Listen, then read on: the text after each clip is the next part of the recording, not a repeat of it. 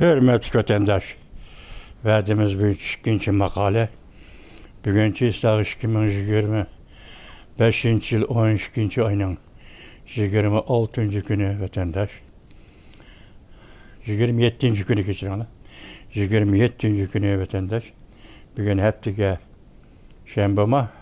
şembe vatandaş, endişlerge, edebiyatımızda qoğdaylı, degan zor timinin içinde sözlep kelip atkan yeni tenkçilik edebiyat doğrusidiki sözleydiğin makalemizni bugün sözleyimiz vatandaşı. Bunun da dikkat sizge.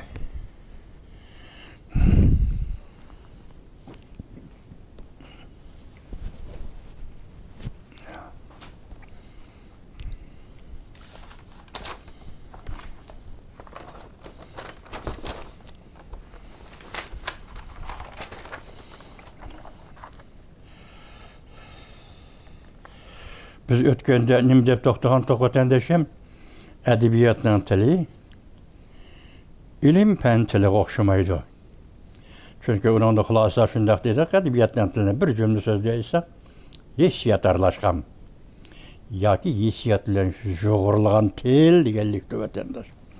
Endi qarap turganda umumlaştırganda edebiyatның ya şiirning tili yerim uçuk, yerim yoşurun yoki tamamen yoşurun boludu. Uçuk oşkara manağı yoki yoşurun manağı gibi boludu. Hatta köp xil manaları yoldu. Şiiriyat sizlik ketiyotimiz juma. Amerikada yeni tanqışlarının söz ibaralari içinde kişilerini kızık durduğun töt xil atalğı var. Yani arılaşma mana. Bu degenlik İngiliz dili nim deyildiken deseniz ambiguity deyildiken. İkinci, kengiyiş gücü. Yani şiirde mananın, mezmunun kengiyiş gücü. Bu nime deyildiken tension deyildiken vatandaş İngilizce. Üçüncü, özünü özü inkar kılış.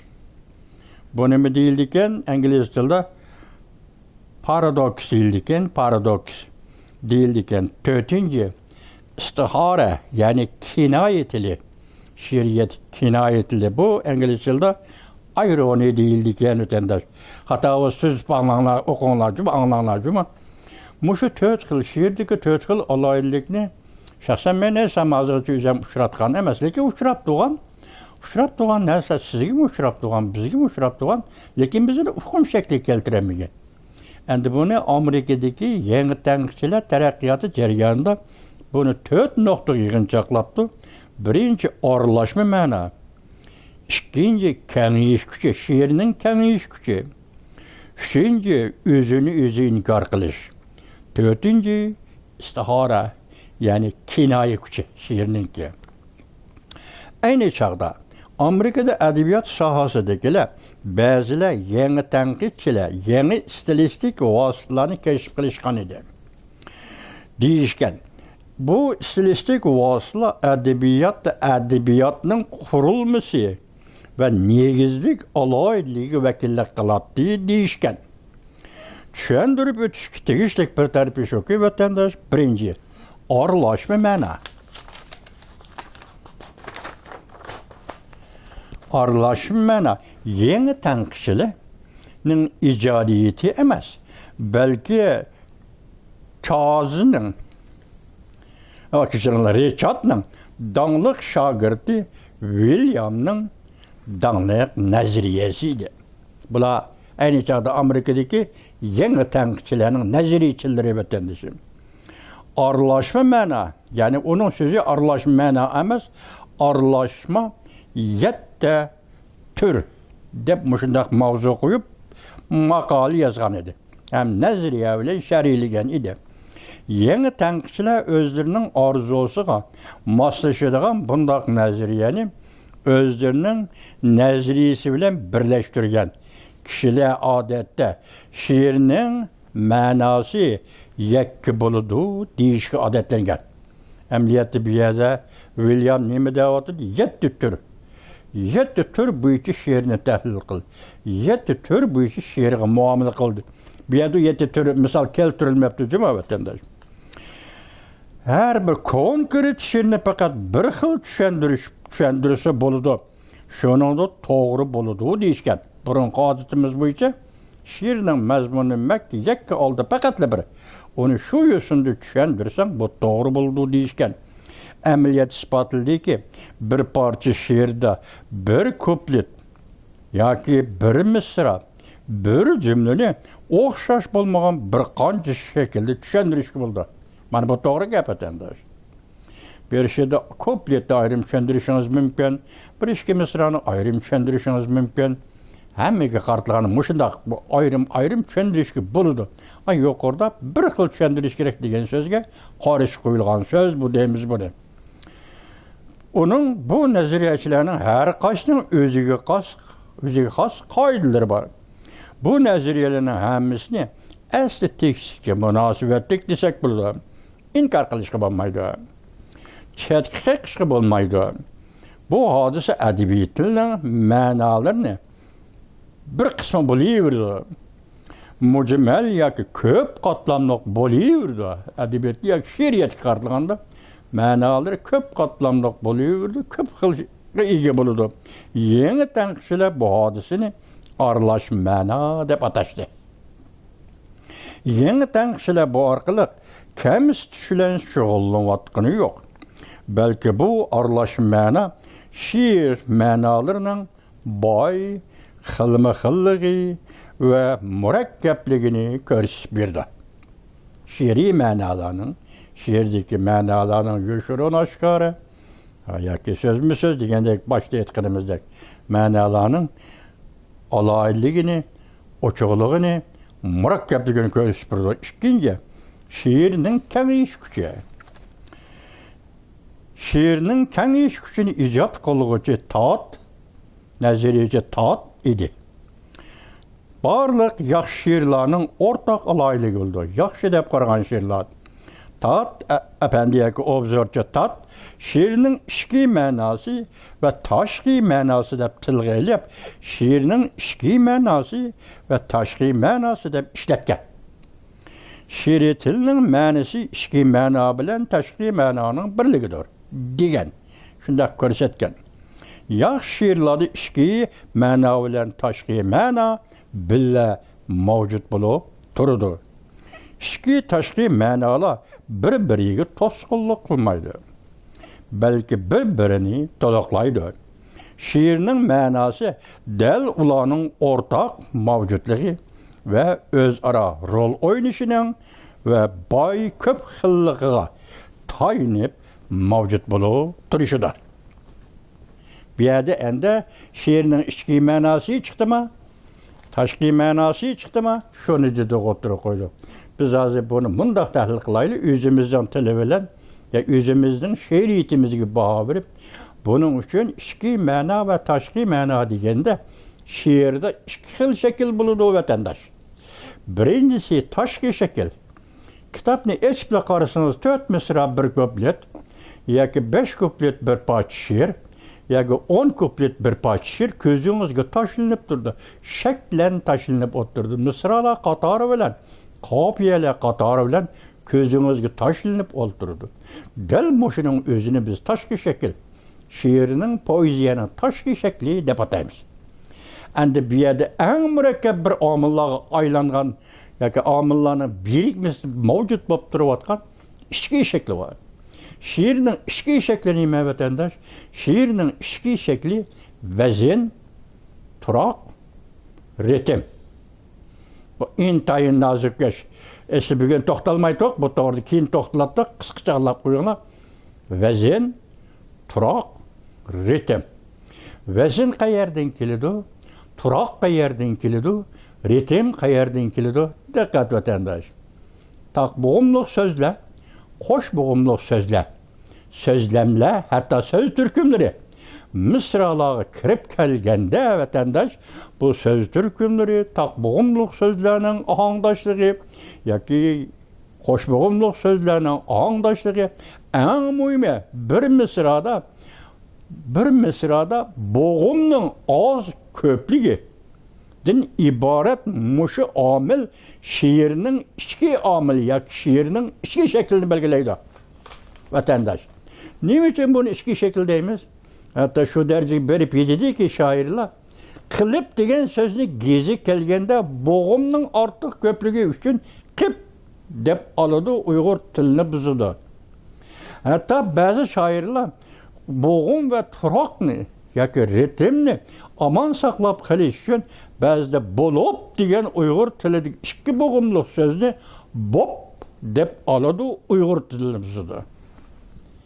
Men ayni chaqda vatanda qaysi bir avtorning Qarliqtaq shajarasi dostonini tahlil qilib, boshqalarni o'qimayla, beshidagi 3 kupletni ko'ribla vazn buzilsa, til buzilsa buzilsin, vazn buzilmasin deydigan mavzu asida bir parcha maqolani Şinjan gazetining adabiyot gulzori betida e'lon qilingan.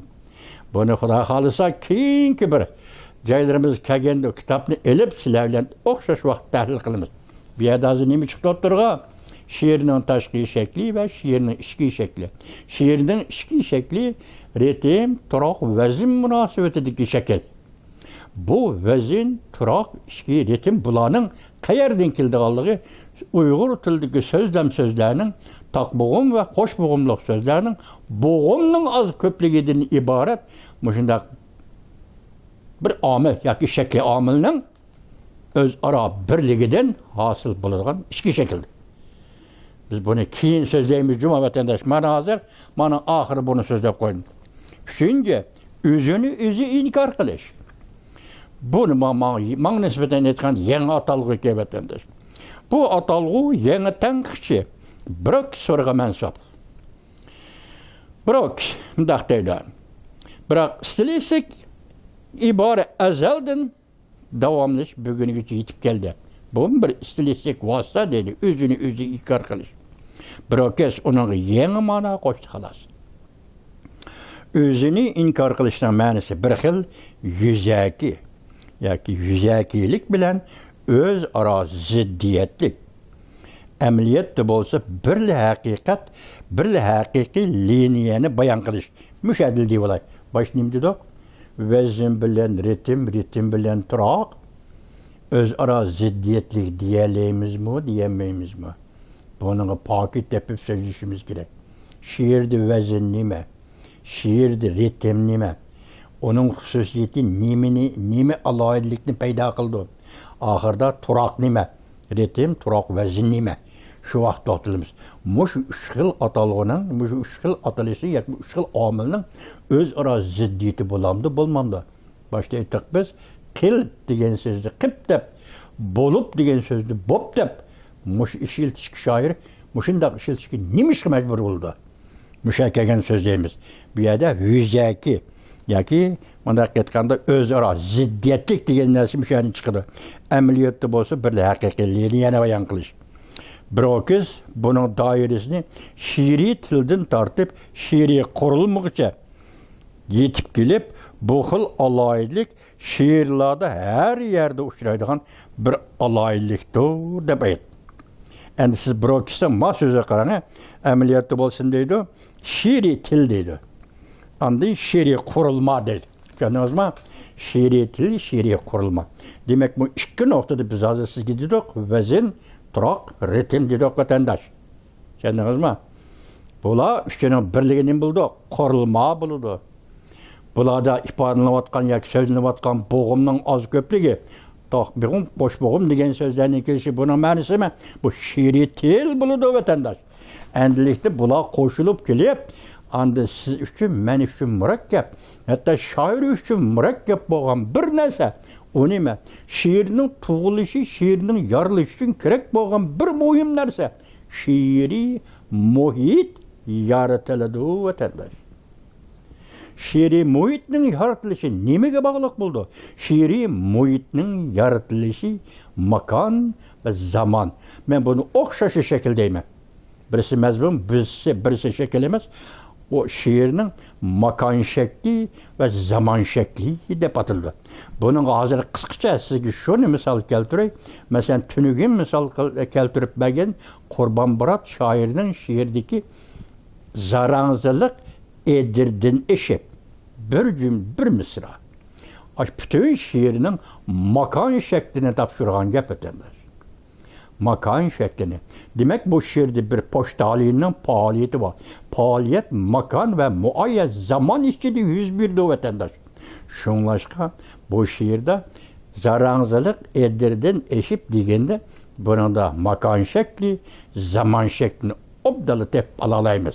Bu türlü ikincisi Özbekistan'ın Özbek halkının lirik şairi Hamid Alimcan'ın bir mısra şiiri var. Onun nim deyilgen Hamid Alimcan çırçık boylarını kezimen tenha şiiri tuygulağa bulup Çin yoldaş. Demek şair Hamid Alimcan makanını tapşırıvatıdı. O şiirinin şiiri muhitini tapşırıvatıdı. O şiir peyda boğan şiir muhitini tapşırıvatıdı. Bunundan biz nemeni göremiz? Hamid Alimcan'ın şu liriksi muayyen muhit, şiiri muhit, emniyetteki muayyen makan ve muayyen şeklinin birliği içinde yaratılgan şiiri muhit içinde peyda buluvatıdı. Kurban Barat'ın hem şundak. Şun bu yerde şiiri muhitini tayarlamay durup, icadi yaki nayeti yaxşı yazılgan bir şiirinin ottırgı çıkışını herkes tasavvur kılman vatandaş. Tüydü mü? Allah edilik dep karaydı. Bir kısmını da görsetti. Şair üçün aytqanda yoşurum mana ve oçuq mana oxşaşla mühim. Şiir üçün mi oxşaşla mühim. Şiirinin oçuq manası lügatlarda mı izdep tapqılırdı. Ben dedim nan deysi aşlı deysi lügat depti. Ben size şundak dedim. Ona lügatlarda mı izdep tapalaysız oçuq manası ne dedi. Şiirinin yoşurum manası şair üçün yaki mühim dep qaralganda şiirinin yoşurum manasını şair özü icat kılır. Gepten özü müşahede. Şiir degen nime degen sualga cevap berdigan gep müşahede. Şairinin talantı nime dese cevap berdigan gep mana müşahede. Anda biz başta aytgan şiiri muhit içideki faaliyetçen işkil amil biri ilham, biri hissiyat. Belki ilham bile hissiyat bile ilham bir manideki atalgı yaki bir mahallədəki fəaliyyət amili buluşu mümkün. Şiiri fəaliyyət amili. Biz o doğruda keyin toxtalımız. İlham nime, hissiyat nime degende. Gep meye dazir. Demek şiirinin oçuq manası görünüp duruptu. Lügatda mı tepip alırsan?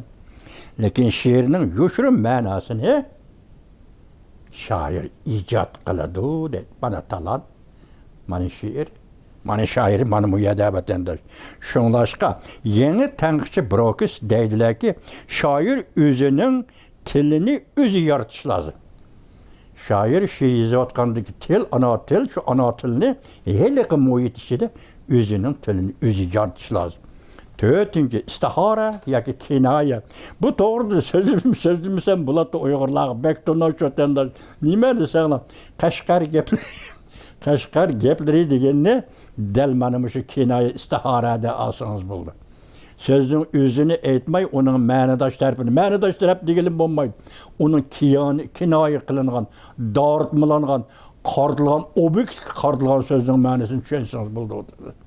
Bununmuş Kaşgar geplerinin özünü misal kelpesinin Uygur'un callıq dili, Kaşgar'ın dili acayip til vatandaş. Bu edebiyat katası kirip kilenmeydi hem de sözde şuna kiremmesi mi? Bir yerde istihara yani kinay degenin manisi Kaşgar dili dep düşünseniz nayet yakışırmalısıdır. Bu atalığının qayerden kelip qayerden çıkış doğrusu bir nöm demek keyin. Çünkü köplügen tanıkçılar bu atalığını köp kıtım qaytılap işletken. Lekin muqimlaştırışı bulduğun bir tarafı şu ki, Nezirici, Brokis ve Ovun qatarlıqla bu atalığı doğrusudur köp toxtalgan. Arlaşma, manağa oxşaş, istihara ve kinaya naydı qədimi istilik vasıtalarının birisidir. Belki kinayı verilgen təbirimi az emas. İstihara ve kinayının manisi şunun bizim sözleydiğin sözlerimizden tamam eşsi terpi yani esterlik gepler var. Biz bunu şiltimiz o. Sözün kendi sözü duruptu bunun manisi mi esteri var ama gepten cumu diqqat qil degan so'zning o'zi dal mushu istihora, mushu kinoya degan gap turbatanda. Çağlarda kinoya umid bilan natija o'ttirisi birdaklik hosil qila olmaydi. Ba'zi qarama-qarshi bo'lib qoladi. Kinoya istiharada. Tanqidchilarning kinoya to'g'risi o'zining tushuntirishlari bor. Asarlardagi omillar xilma-xil bo'ldi. Ko'rdik-ku, ritm turoq vazn deb omillar xilma-xil bo'ldi. Tanqidchi o'g'lining so'zi bilan aytganda she'r abadiy pokiz olmaydi. Bu tarafim dikkat qilib qo'ying. Har xil omillar o'tirisi o'zliksiz to'qinish va qarama-qarshilik bo'lib turdi. She'rda bir omil yana boshqa bir omilning besimiga uchraydi. Nima? Vazn turoq ritmning besimiga uchraydi. Ko'rdingizmi? Buni keyin to'xtalamiz bu to'g'rida. Cheklishiga uchraydi. Shoir ishlaydigan ish bunda qarshilik va to'qinishni chora izlab hal qilish emas, balki shoir de bunda iqtidormi yo'q. Chunki she'rlarda bundaq omillarning moslashalmasligi she'riy til bilan she'riy qurilmaning boshlaydiqmi? She'riy til bilan she'riy qurilmaning moyettiği tarafidan belgilangan bo'ladi. Qancha kuch chiqarsam bo'g'imning oz ko'pligi taqbat qo'sh bo'g'im degan ma'noda sening so'z tanlash huquqining qanchalik doirada bo'ladiganligini men mushadim bilib olsam. Endi yana birisi bir manba, shoir bo'lish uchun senda so'z manbai bo'lish kerak. So'zga boy bo'lishing kerak, vatandosh. Hozirgi kunda siz biz so'zlashayotgansiz, nayta ko'p so'zni bilimiz Uyg'ur tili deganda yoki 8000 yoki 9000 so'zlik bilan so'zlashimiz. Endi ba'zi shoirlarimiz, bari mutafakkirlarimiz Abdurahim Ötkür, Tiyipchi Aliyevdek bular ayni chog'da 12000 so'zlik bilan so'zlash mumkin. 15.000 yetib baralaydigani yo'q. Lekin Uyg'ur tili so'zlimigi olim Ahadning misolidan qaraymizki, Uyg'ur tilida fe'llarni turlashning soni 50 milliondan oshadi. Kompyuterli hisoblab chiqqan 50 milliondan oshadi. Bir tilning ana tilining qaysi millatga nisbatan qat'iy nazar mavjud bo'lib turishi, yoki uning murakkabligi, yoki uning o'ng'oyli yodlashga, so'zlashga bo'ladigan til ekanligi yoki oddiy til ekanligini fe'llarning turlanishidan ko'rib olsangiz bo'ladi. Uyg'ur tili yumshoq til, lekin Uyg'ur tili intayin murakkab til.